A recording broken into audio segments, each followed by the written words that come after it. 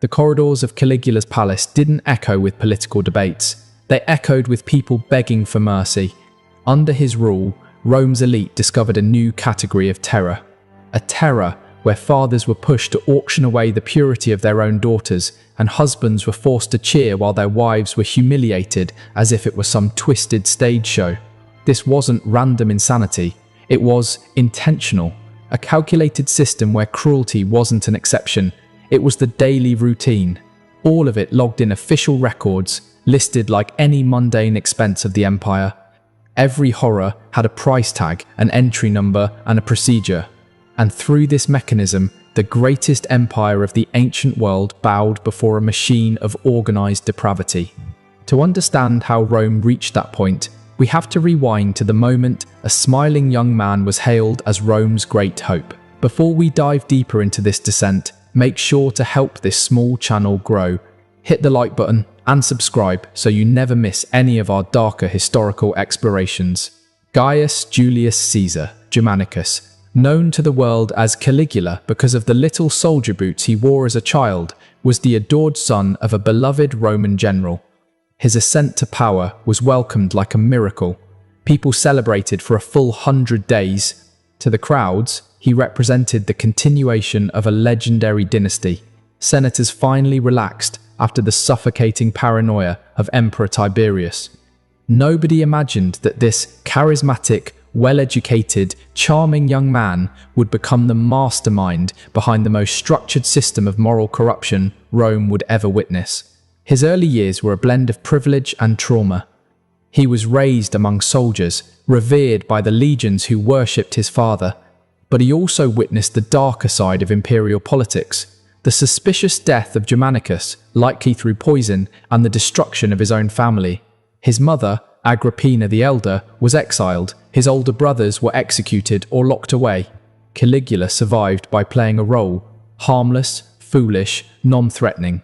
Growing up in Tiberius's palace taught him a critical lesson. In Rome, survival depended on deception, and he became a master at pretending. When he first took the throne, everything looked promising. He cut taxes, released political prisoners, put on spectacular public games, improved infrastructure, built aqueducts, repaired major roads, and rewarded the legions. Rome adored him. Women scattered flowers in his path. Children sang songs praising him. Senators, the same men who would later tremble at hearing his footsteps, fought for moments of his attention. It felt like Rome's golden age had finally arrived after years trapped under Tiberius's fear-driven rule. The difference was astonishing. Where Tiberius isolated himself on Capri, Caligula walked openly among the people, joined public celebrations, and even shared meals with senators. He appeared approachable, generous, and almost divine in his popularity. The people sincerely believed the gods had finally granted them the ideal ruler. Then, everything changed. In the autumn of 37, a mysterious illness struck him down. He spent weeks on the brink of death. Court doctors documented fevers hotter than they thought a human could survive, violent convulsions that required multiple men to hold him still, and delirious episodes where he claimed he was speaking directly with Jupiter himself.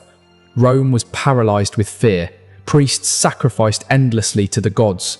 Some citizens vowed their own lives if it meant saving the emperor. And when he finally opened his eyes, something fundamental inside him was different. The first sign was almost subtle. He commanded that every statue of every god in Rome should have its head replaced with his own likeness. After that, the shift became impossible to ignore. People say a person's body reveals the truth long before their words do, and Caligula's body, after that illness, told a story of something profoundly disturbing. His eyes, which were once lively and warm, turned hollow and predatory, the pupils unnaturally wide. He developed relentless insomnia, wandering the palace through the night, whispering to statues, speaking to the moon, and responding to unseen enemies. Servants often found him at dawn, naked in the palace gardens, covered in soil, claiming he had been planting Rome's destiny. But what he planted wasn't a future. It was the foundation for his descent into something much darker. It started within his own household, with his sisters Drusilla, Julia Livilla, and Agrippina the Younger. They were no longer just his family. They became the first victims of what would turn into a state policy. His fixation on Drusilla was the most extreme. He called her his Diana. He treated her as if she were his empress in public events, seating her in places reserved only for imperial wives. When Drusilla died in 38, Caligula spiraled into a frantic rage. He ordered an official mourning period so strict that laughter, bathing, and even family meals were forbidden. Anyone who displayed happiness was executed. But his grief wasn't love. It was the fury of someone who felt his ownership had been stolen by death itself.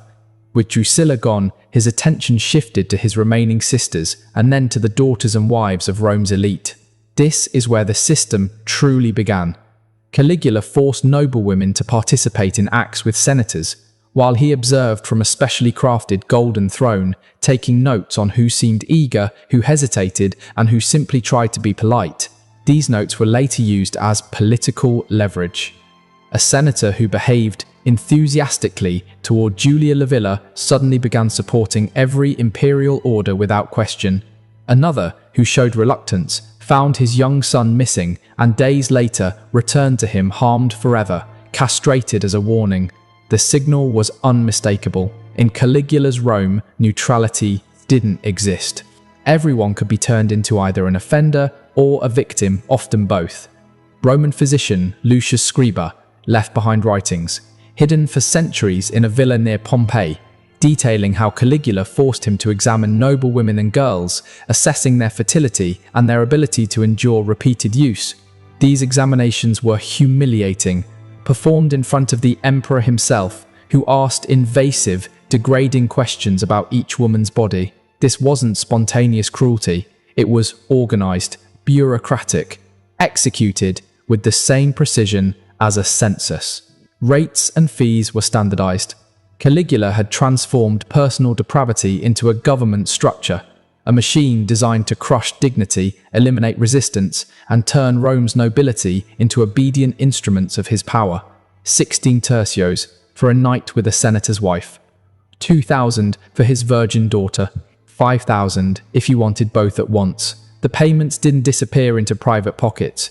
They were lobbed straight into the imperial treasury, dressed up as voluntary contributions for the good of the state.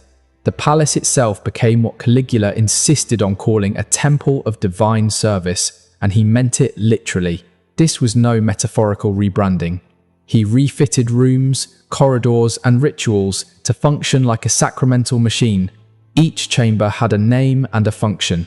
There was the Room of Jupiter, a space used for the emperor's ritualized abuses, where he cast himself as a living god and bestowed his favors. There was the Chamber of Venus, staged for enforced ceremonies that forced noble matrons into recreations of mythic scenes. There was even a hall associated with Priapus, where acts of humiliation were carried out against those the emperor chose. Caligula commissioned lavish frescoes to decorate these spaces. The Travertine halls that had once hosted debates about war and law now echoed to very different sounds. And the men who had built Rome, the senators, were made to walk those same corridors, to hear what happened and remain silent. The system was intricate beyond imagination. First in the chain were senators' wives, drafted into what the emperor called the imperial cult. They followed schedules, wore designated uniforms, sheer Syrian silks so fine they were virtually ceremonial, and performed rituals according to strict timetables. Next came daughters. Girls as young as 12 were eased into the regimen under the pretense of divine instruction. But Caligula didn't stop at humiliation. A set of secret memos describe what amounted to a program of selective breeding. Women judged most fertile were compelled to bear children destined to be raised as imperial dependents, children separated from their fathers and trained from infancy to serve court needs. Every conception, every birth, every infant death was noted in the ledgers. Many pregnancies ended in desperate attempts to prevent childbirth, a grim statistic recorded by scribes. Men were also not exempt. Caligula ordered the feminization of the sons of patrician houses, dressing them in diaphanous saffron tunics, painting their faces with white lead and vermilion, teaching them to move and gesture in ways he found pleasing. These boys were paraded at banquets and auctioned for the night.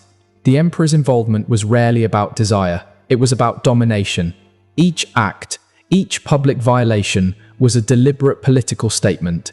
Nothing is sacred that I cannot defile, no tradition is safe from my touch, no family is immune from collapse.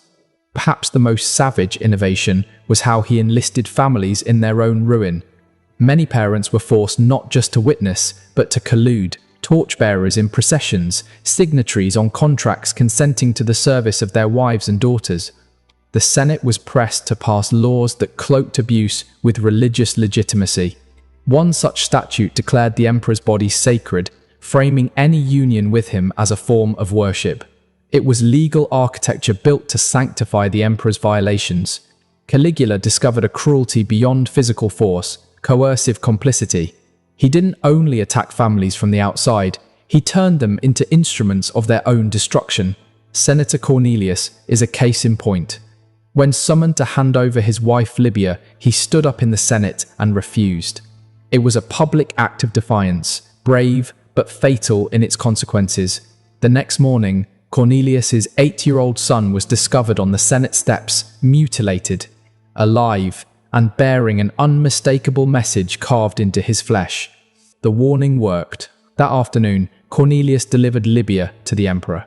Months later, when she conceived by imperial decree, Cornelius was forced to recognize the child as the legitimate heir, abandoning any claims from his other offspring. Humiliation was made law. The Senate voted unanimously that any child of the emperor, of whatever origin, outranked sons born in lawful marriages. Running this apparatus required an administration that rivaled Rome's civil government. Hidden clerks kept meticulous registers in a sealed archive beneath the Palatine. Each file followed a template: victim's name, age, social rank, physical description, acts performed, duration, degree of apparent cooperation, resulting pregnancies, fees paid, physicians who examined the women, records of injury or illness, midwives present at forced births, guards who escorted them on set schedules, and accountants who tallied revenues. Yes, the emperor charged for these services, and the proceeds flowed into imperial coffers. Hundreds of people became cogs in this machine. There were prosecutors of propriety, caretakers of ritual clothing, official midwives, the scribes who wrote the lists, guards who enforced the timetables, and accountants who balanced the books. The dispersion of responsibility made it easier for individuals to avoid moral ownership. Nobody stood alone as the monster. Everyone could claim they were merely fulfilling a role. Certain nights were ritualized as spectacles. Full moons were prime time. Caligula staged lunar fertility rites in a converted private amphitheatre, turning it into a staged pagan temple.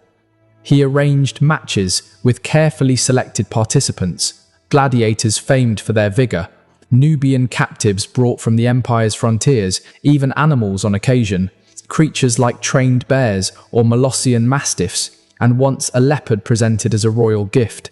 Husbands sat in the galleries in their senatorial togas, forced to maintain composure while their wives were degraded below them. The emperor orchestrated every detail like a ringmaster, deciding pairings, numbers, duration, even body positioning, using a gilded baton topped with phallic symbols to indicate his choices. Scribes documented everything: names, events, timings, and notably performative episodes. What played out was less chaos than a theatre of dominance, an institution where human suffering was converted into pageantry and then commodified. An entire shadow economy grew up around the palace's needs. Vendors sold ointments and eye washes claimed to ease pain, clandestine apothecaries supplied abortifacients, tutors taught young survivors how to mimic compliance, doctors opened practices focused on repair and reconstruction.